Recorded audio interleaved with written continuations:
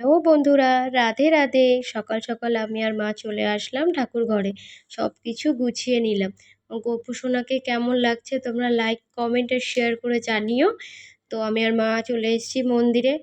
আমাদের ওপরে ঠাকুর ঘর আছে। এবার আমি আর মা এসে পুজোয় বসে গেছি, ঠাকুরকে পুজো দেবো। ভোলেনাথকে সাজিয়ে নিলাম, এদিকে মা গোপালকে সাজিয়েছে, আমি ভোলেনাথকে জল দিলাম। জল ঢেলে ভোলেনাথকে ফুল দিয়ে সুন্দর করে সাজিয়ে নিয়েছি। এদিকে নিচের ফুল টুল রেডি করা হয়ে গেছে। আমার গপু সোনাকে কেমন লাগছে তোমরা জানাবে কমেন্ট করে আর লাইক করে। ছোট্ট একটা মিনি ব্লগ নিয়ে এসেছি। তো মা এবার পুজোর জন্য রেডি করে নিচ্ছে, হয়েই এসছে প্রায়। এগুলো নিচেই নিয়ে যাবে গপু সোনার পুজোয়।